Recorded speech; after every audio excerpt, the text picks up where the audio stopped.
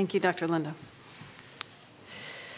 Edmund Hillary, who along with his Nepalese Sherpa Tenzing Norgay became the first confirmed mountaineers to reach the peak of Mount Everest, once said, "It is not the mountain we conquer, but ourselves." So though at times these students probably felt as though we were asking them to actually climb Mount Everest, this path has actually been one of diving deep into the depths of their own souls so that they may soar to the heights of consciousness and be a light for those around them. I have said for a long time that I have the best job in the world.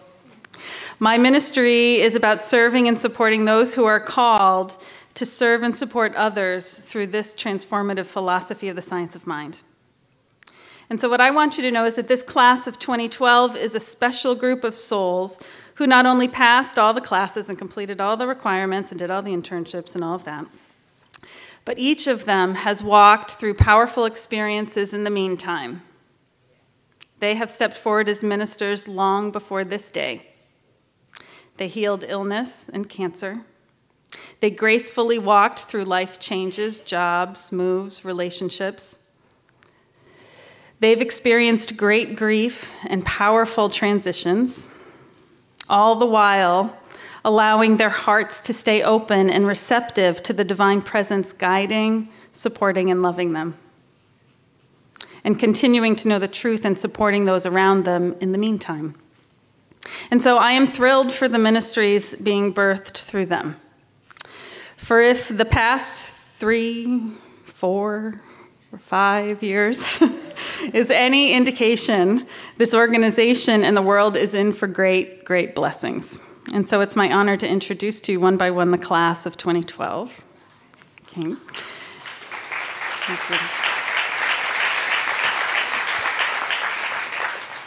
And so we must first start with our dear one who is not with us, Rob Applegate. We can just imagine him sitting here in a cap and gown. His passion and call was so awake and alive that he went and started doing it before today. So he has a passion and a presence and is currently living and beginning a new ministry in Shanghai, China. And so for the past year, he's been there. And so I just want to take a moment and honor you, Rob. We miss you. We honor you and love you and look forward to celebrating with you at Asilomar in August. And so please know that our love is with you. Okay. And so I'm going to call the students forward one by one with their loved ones to be presented their hoods. So let us start with Elizabeth Crisosimo, hooded by Gina Perez, Julie Moschbacher, and Reverend Beverly Lee Branham.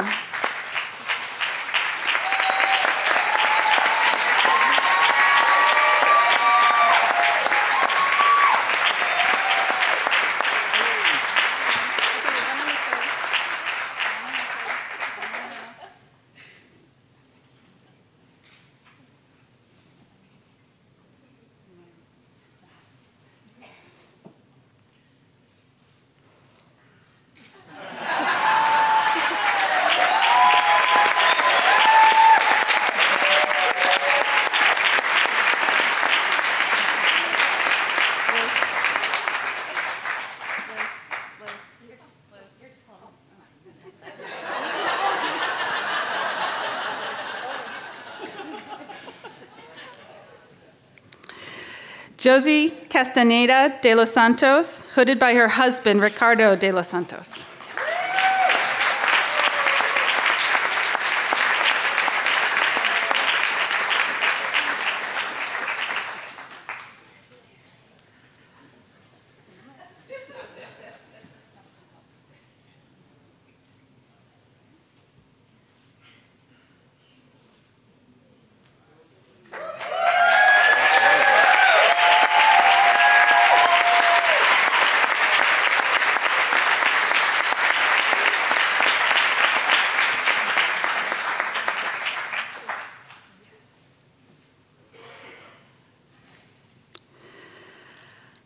Colin King, hooded by our registrar, Kathy Phelan, and myself.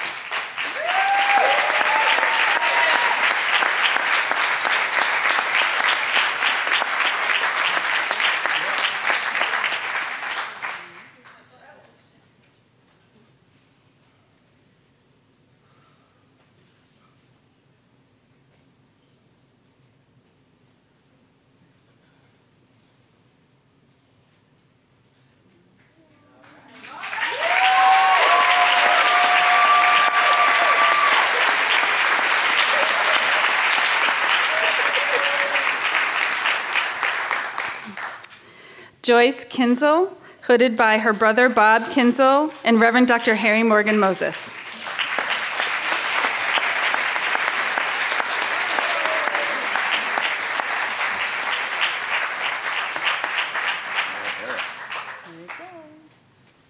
My goodness.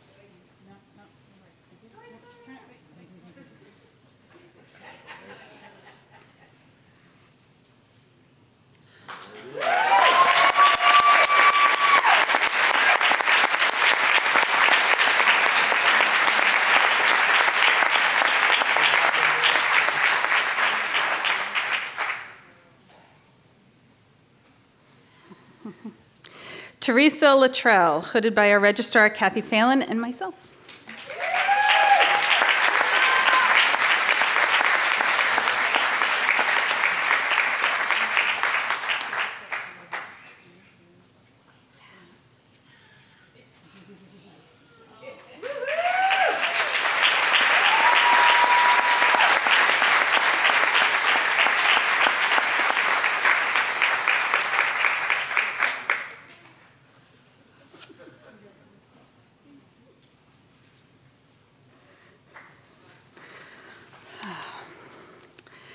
Shannon O'Hurley, hooded by her husband, David O'Hurley, and her 4 daughters, Livia, Flynn, McKenna, and Liza Rose.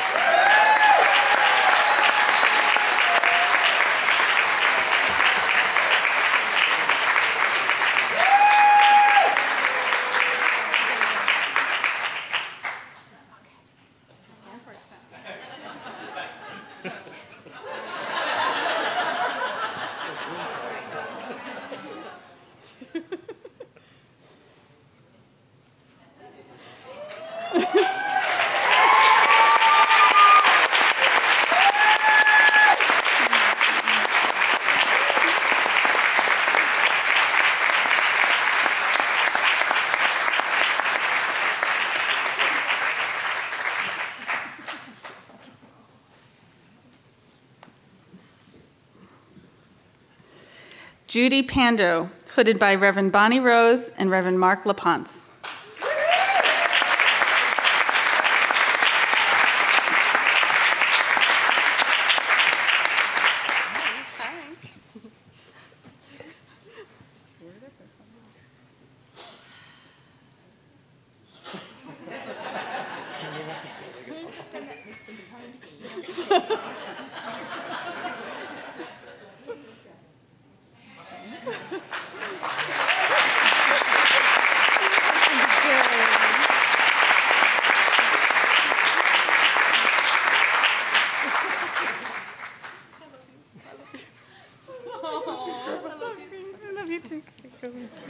Okay. Donna Smith, hooded by Reverend Dr. Christina Tillotson and myself.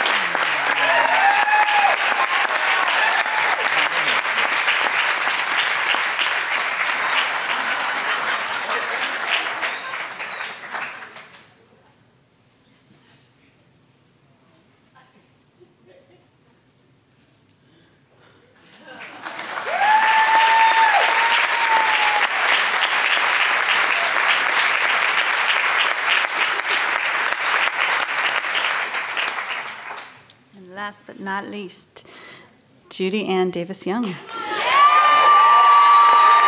Hooded by Reverend Doug Fogelsong, Mr. Eddie Young, her husband, Gwenda Sue Hale, and Irene Galindo, her daughter.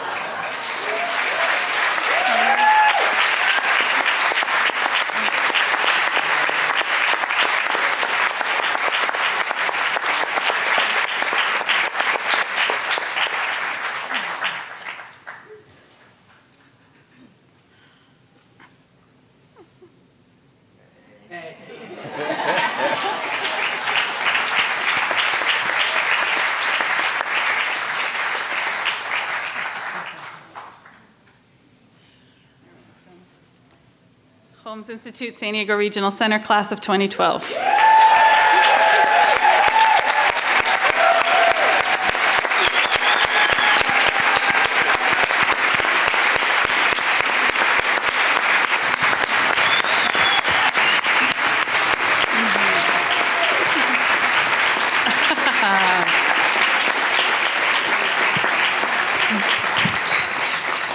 And so each year, the students invite ministers and teachers who have inspired them through their time at the Holmes Institute to participate in the ceremony. Every minister who's been invited to be part of the ceremony has come from this request. And this year, they've asked Reverend David Alexander to give them the call to ministry. And I'd like to tell you just a little bit about Reverend David. David Alexander is a lifelong student of spiritual principles, having been born and raised in the New Thought tradition. Called to the ministry at age 13, Reverend David has made the study and application of universal spiritual principles his life devotion. Reverend David serves on the Advisory Council for the Association of Global New Thought and writes a monthly column, Philosophy in Action, for Science of Mind magazine. In April of 2009, Reverend David was inducted into the Martin Luther King Jr. Board of Preachers of Morehouse College. He's one of the youngest and most dynamic ministers in the New Thought movement. Reverend David serves as the founding senior minister of the New Thought Center for Spiritual Living in Lake Oswego, Oregon. And this year, he was elected to the first leadership council of the newly formed Centers for Spiritual Living organization. He is a member of the Holmes Institute faculty, and because of his powerful visions of ministry for the world, the students have asked him to be the one to give them the call. And so, Reverend David, I'd like to invite you to the stage.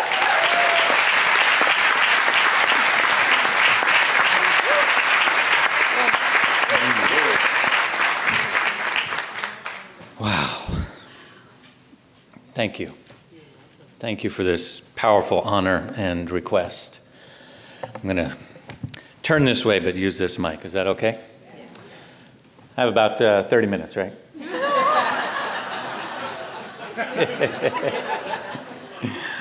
I just want to invite the graduating class to take a deep breath and just recognize what a momentous occasion this is, that at this moment, as you sit on this platform before your new field of colleagues and practitioners and family and friends, you belong here. You are here by divine appointment. This moment that you are receiving and accepting and taking in is a demonstration of your willingness to stand in your beliefs. You have said, I believe that there is a power in this universe greater than I am, and I can use it.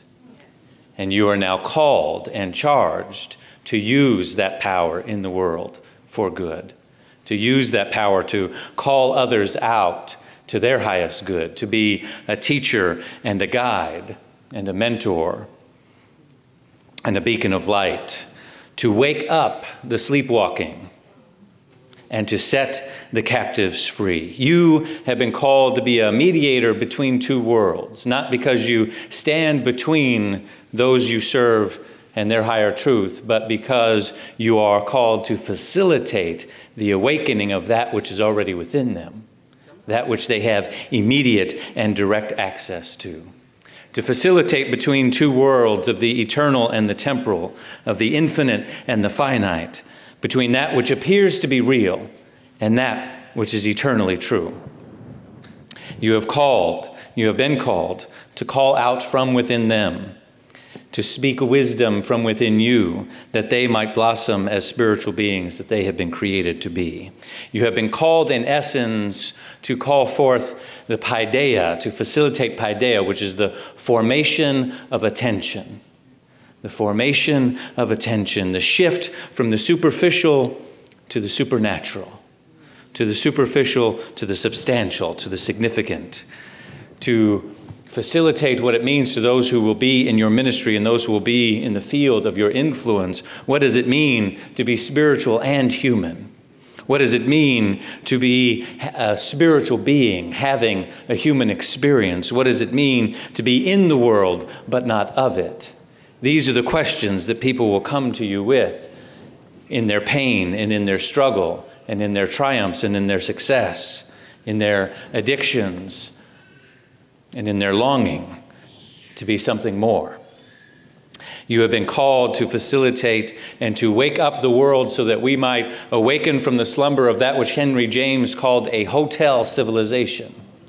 A civilization so obsessed that its own needs get met, it doesn't care who does it or when it happens, so long as the room is clean when they get back. To wake up the world so that we understand that indeed we are eternal, infinite beings, but we are not free from the law of cause and effect while we were in this mortal coil. And when we understand what it means to both live and to die, to be in what the Catholics would call the Paschal mystery, life, death, and resurrection, over and over again, life, death, and resurrection, and to walk in that world in that way, then we will begin to use the eternal principles to create a world while we're here that works for everyone. That is what you are called to do, to bring meaning to this, to call forth this passion and this life and these principles from those that are called. And so how do you do this? Where do you begin? And it reminds me of a joke that I first heard from our organization's alumni, the Reverend Dr. Michael Beckwith. And so in the 3 minutes that I have remaining, I will share with you this joke.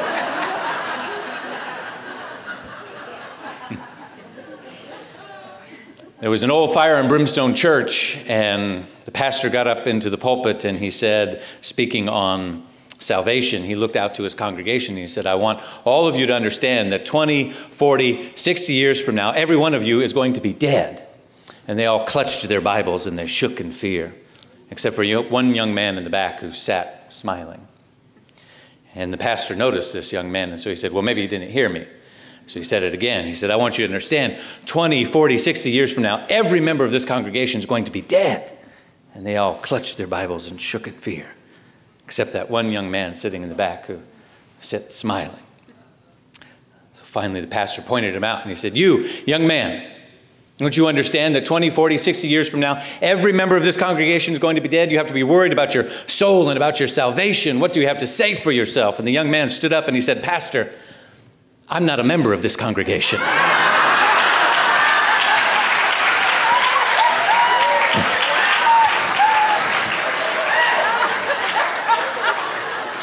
And so you, like that young man, have to come out from among them.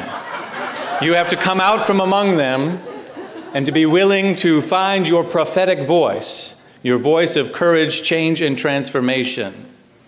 And like Socrates, to say sometimes that parrhesia is the cause of my unpopularity.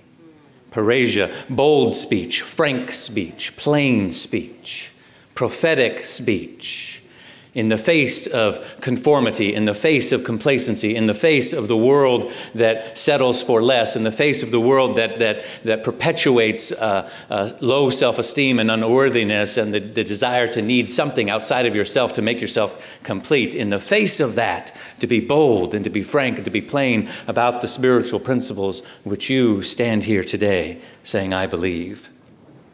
And to call that out. And when you understand that this is what your call is about, this is what your ministry is about, this is the essence and the core and the bedrock of it, you will understand the passage in Isaiah 61 that says, the Spirit of the Lord is upon me, because the Lord has anointed me to bring good news to the poor. He has sent me to bind up the brokenhearted, to proclaim liberty to the captives, and to open the prison for those who are bound, to proclaim the year of the Lord's favor, to comfort all who mourn, and to grant those who mourn in Zion. Those who mourn in Zion, what a magnificent metaphysical phrase.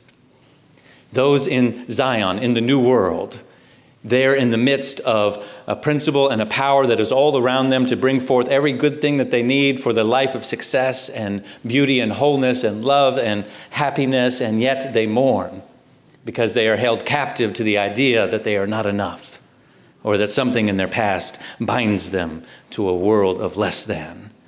To set those individuals free, to bring a beautiful headdress instead of ashes, oil of gladness instead of mourning, garments of praise instead of faint spirit, that they might be called righteous oaks, oaks of righteousness, which means to be grounded, sturdy and firm in knowing who you are.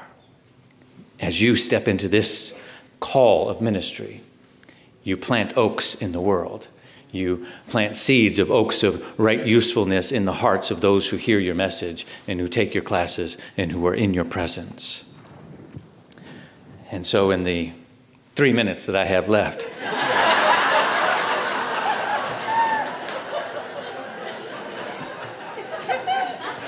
I'll turn to the words of our founder, Ernest Holmes. In his first book, Creative Mind, published in 1917, in the introduction, he says this. Being his first book published, I find it to be a significant opening of consciousness about our movement. And it says this: the hands of eternal progress is brushing the cobwebs from the corridors of time and is again revealing to the human race the mysteries of being. As there is nothing new under the sun, the searchlight of truth is bringing to light only that which has been known to the few in all generations. The time now has come when the few must become the many, when the whole world from the least to the greatest must know the truth, that they must understand the great laws that govern their life. Man must learn to control his own destiny, to heal his own body, to bring happiness to his own soul. Ignorance must vanish and understanding must be ushered in. Man is no longer governed by anything outside of himself. Creeds, doctrines, churches, institutions, organizations, and governments are all being changed to give place to the realization of the individual. That there is a power in and through working this great transformation, and that all that will not measure up to the standard must fall by its own weight. All that is not in line with the truth, all that is in line with the truth still must prosper. The time is at hand. And we are in the greatest age of all of history. We are in the age of unifying all people and all things into an ever-present one. The temple not made with hands is now being silently built by the emancipated souls of this planet. You have come into league with the emancipated souls of this planet, of those who are called to bring forth even more emancipated souls through allowing wisdom to speak through you, through the call to set the captives free, those who are bound to ideas of unworthiness and loneliness and isolation from their good and all of the forms that that may show up, to set them free through your teaching, through your being, and through the work that you do in the world. And finally, in the 1926 edition of the Science of Mind, between the glossary and the index, there's a poem. It is a strange place to put a poem, which is why I believed it disappeared in the 1938 edition of the text, because I think it just got lost. This is his podium. Maybe it's here. I don't know. But it's called The Call. And it goes like this, and I invite you just to take a deep breath and take this in. This I saw, or else some inner presence made it known to me. The universe is filled with life, the air, the land, the sea, teemed with intelligence, with majesty and might, and deep within me, some inner subtle sight beholds and sees, comprehends and knows the all. No fears nor falters, but answers the divine call. To be as one beyond the bounds of time and space, to overcome the bondage of the human race, and to leap with trust, undaunted and free, into the deeps of that infinite sea, whose waters, calm, are ready to receive those who in simple faith believe. And so you have been called to stand in these beliefs and these principles and to call forth a world that works for all. The call has been given.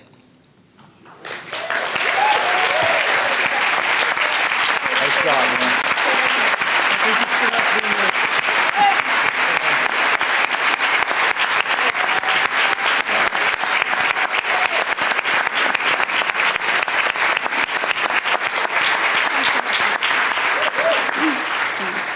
Stay next to me for a minute. See, Dr. Lind, I'm learning. Okay, law of attraction. Staying at her house. And so in this divine pick that I spoke of earlier, one of our graduating ministers was chosen to answer the call, and that's Shannon O'Hurley. And as she is from Reverend David's congregation, I thought it best that he introduce her to you briefly. Thank you. I have a 3-minute introduction of Shannon. Shannon O'Hurley came to our center as a divine answer to prayer at the right time, at the right place. She has done a magnificent job of being our director of pastoral care and our practitioners, a director of education. All of this, meanwhile, with her family that you saw, the 5 children, the husband, and in another master's program, 4 children. Sorry. She got everybody loves Shannon, so there's always room for one more. The flock that follows around, you know. All of this while doing another master's program at Portland State University, just doing an amazing job. She is a superwoman in our congregation and in our community, and it is my honor to introduce her to give the answer. Shannon O'Hurley.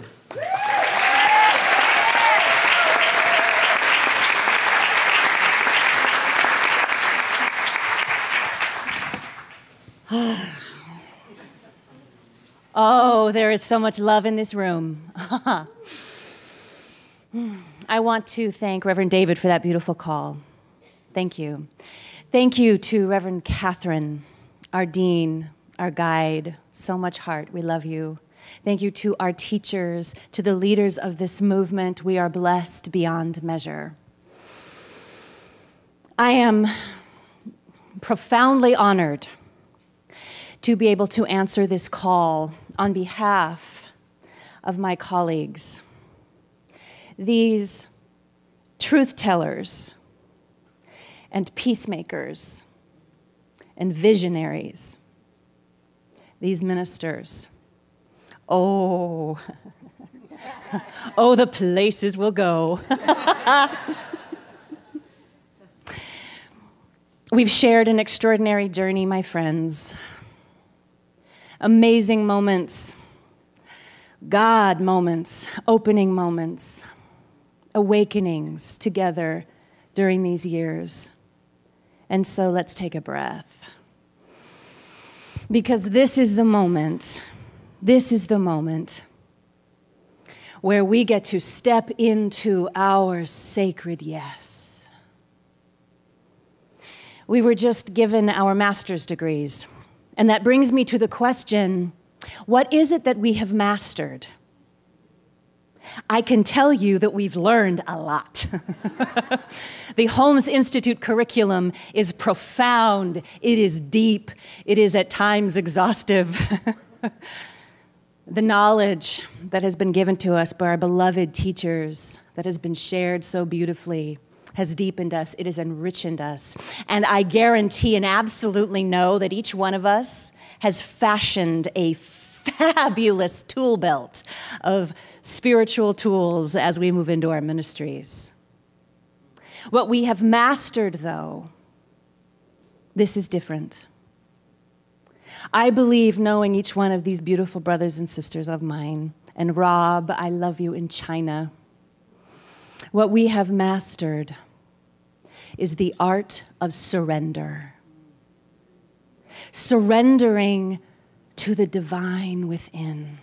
Surrendering to God. Surrendering to that eternal yes.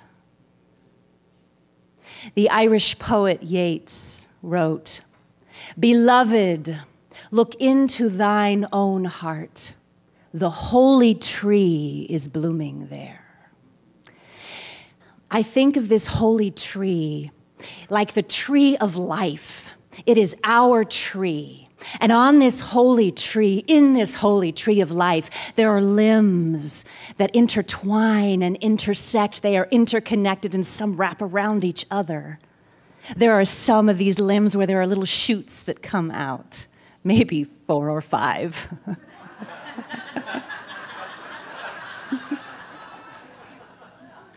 And in this tree of life, there is a plethora of foliage, of leaves, of every conceivable shape and size and color.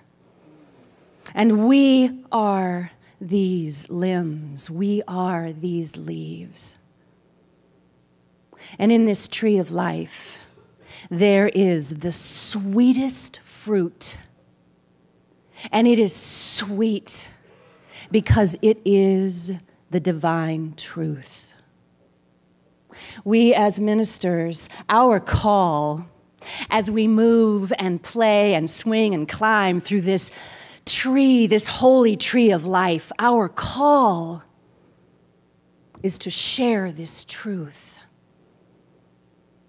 And it looks like oneness, and it looks like clarity, and it looks like forgiveness, and it looks like abundance, and it looks like wholeness. And this fruit looks like inclusivity. Ernest Holmes, beloved Ernest Holmes, said, "Truth produces freedom because truth is freedom." And so I stand here today in this truth and in this freedom, fully surrendered. And on behalf of this glorious group of beloved ministers, I say deeply, and I sing loudly, and I sing, I say, I am, I know, I give our yes. Namaste. Thank you.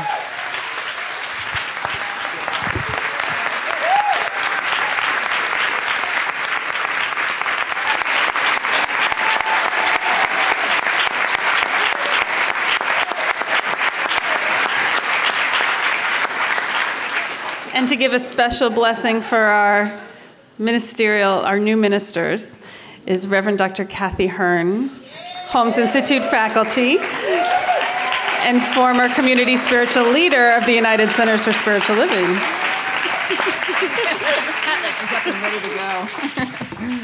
Good afternoon, everyone. Oh, so much, yes? Oh, so much. Thank you for the invitation to do this blessing for your ministries. You're so beautiful to look upon, and I ask you to stand up if you would. And dear Rob, if you are not asleep in Shanghai, would you stand up where you are? I was so moved by watching each one of you receive the hood. And, for the relief that it's done, I understand that. But, there is garments esoterically represent a new station in life and new consciousness.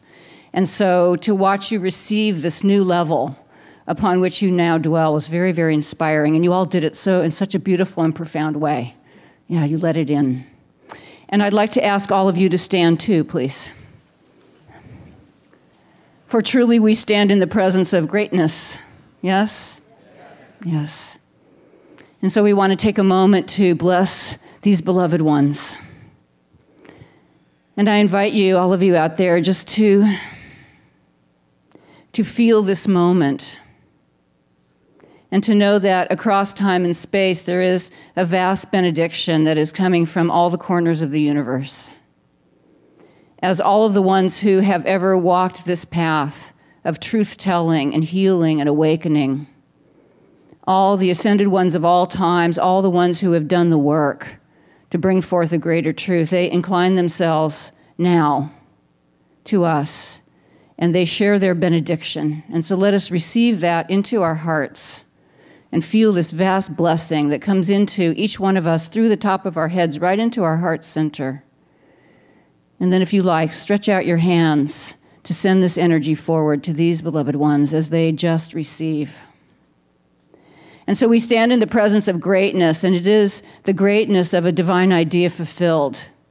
It is the greatness of commitment. It is the greatness of dedication to something greater than one's life, one's individual life. And yet it is the dedication to the absolute fulfillment of one's life and one's calling.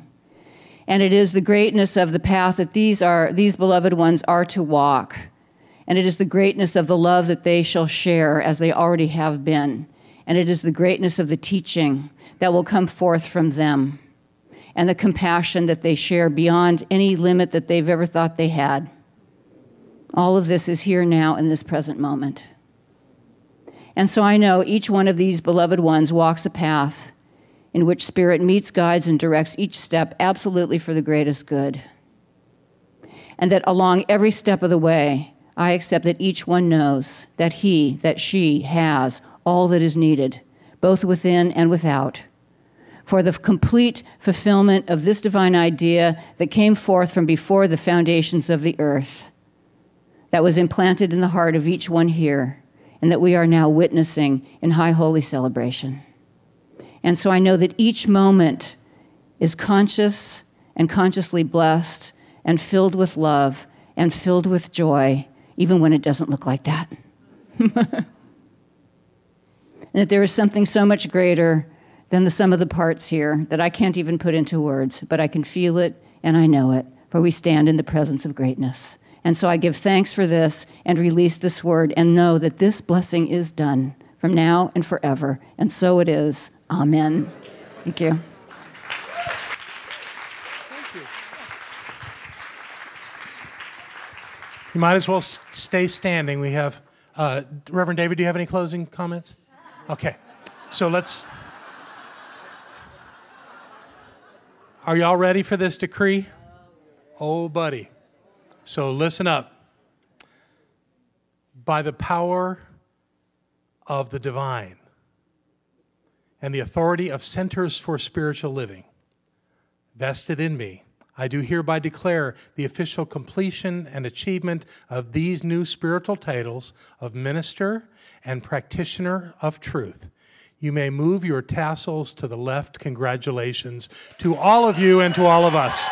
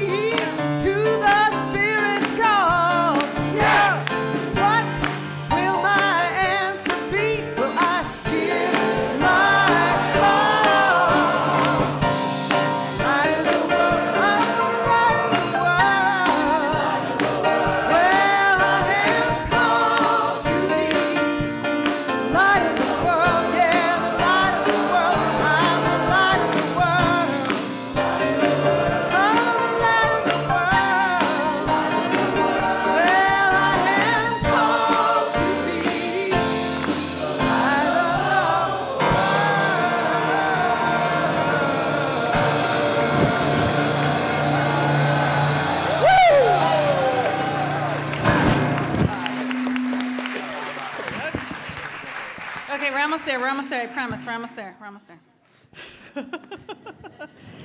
Okay. So, there are a couple of last things I need to do before we complete. First of all, thank you all for being here. Thank you all for still loving me, even though we're going a little bit long today. Okay. And so, I would love to invite everyone to join us after the ceremony for our reception in the garden. And I have a few thank yous I need to say. Our coordinator, Tricia Burson-Johnson, and Debbie McDonald, fabulous. Thank you, thank you, thank you.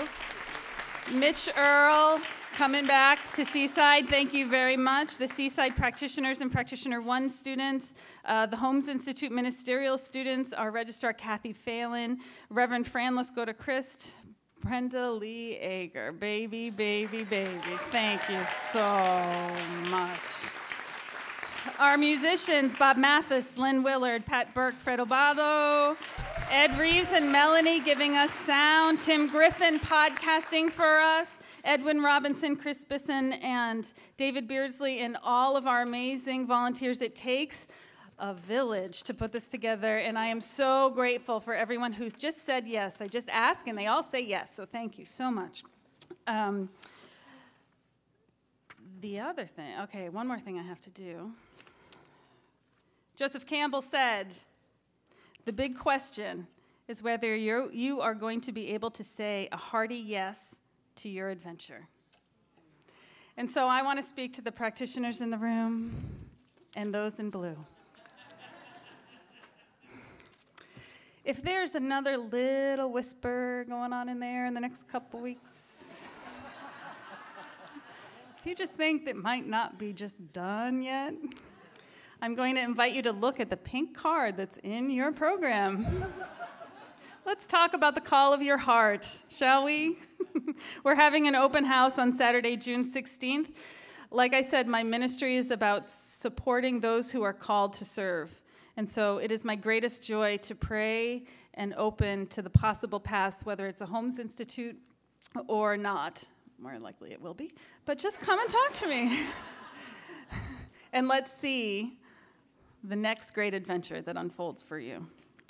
And so with that, I'm going to invite forward Reverend Dr. Kirsten Hawkins, who's already here, because she knows me so well, for our benediction. Thank you. You are welcome. All right. I know there's absolutely nothing left to say.